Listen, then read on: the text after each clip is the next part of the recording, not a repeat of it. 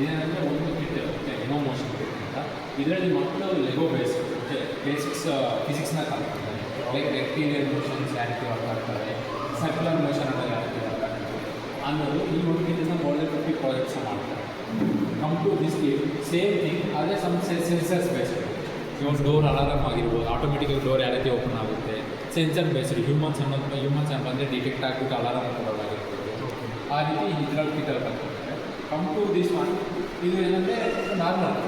Okay, ಇವಾಗ ನಾವು washing ಮಿಷಿನಲ್ಲಿ ಎಷ್ಟೇ ಯೂಸ್ ಮಾಡಿದ್ರು ಬಿಸಿಲಿಗೆ ಅನ್ನೋದು ಒಣಗಾಕ್ಲೇಬೇಕು ಕಂಪಲ್ಸರಿ.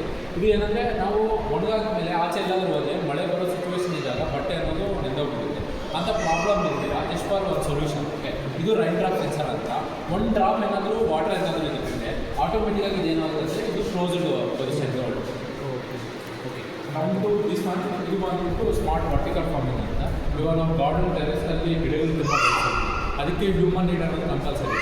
ನಾವು ಅದೇ ಈ ರೀತಿ ಇದನ್ನು ಸೆಟಪ್ನ ಮಾಡ್ಕೊಂಡ್ರೆ ಇವಾಗ ಇದು ವಾಟರ್ ಇದೆ. ಓಕೆ, ಮೋಟರ್ ಅನ್ನೋದು ಆಫ್ ಆಗಿದೆ. ಯಾವಾಗ ವಾಟರ್ ಅನ್ನೋದು ಇರಲ್ಲ ಅವಾಗ ಆಟೋಮೆಟಿಕ್ಕಾಗಿ ಪಂಪ್ ಅನ್ನೋದು ವಾಟರ್ ಮಾಡ್ತಾರೆ. ಓಕೆ, ಮೈನ್ ಇದೆ ಈ ಸೆನ್ಸರ್ಸ್ ಏನಂದರೆ ಸಾಯಿಲ್ ಅನ್ನೋದು ವೆಟ್ ಇದೆಯಾ ಡ್ರೈ ಇದೆಯಾ ಅನ್ನೋದು ಈ ಸೆನ್ಸರ್ ಇದೆ.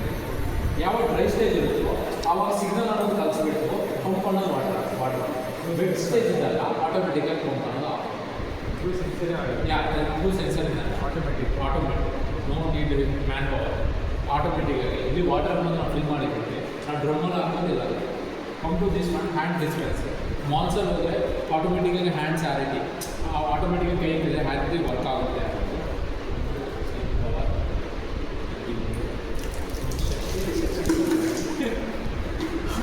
ವಾಟರ್ ಇದೆ. Okay, this one is the main sensor.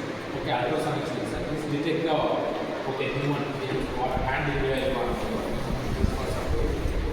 ಇವಾಗ ಏನು ಡಿಟೆಕ್ಟ್ ಆಗ್ತಿಲ್ಲ, ಇವಾಗ ನೋಡಿ ಇಲ್ಲಿ ಹ್ಯಾಂಡ್ ಏನಾಗುತ್ತೆ. ಇವಾಗ ಮಾಲ್ಸಲ್ಲಿ ಯಾವ ರೀತಿ ಹ್ಯಾಂಡ್ ವಾಶ್ ಯಾವ ಸೇಫ್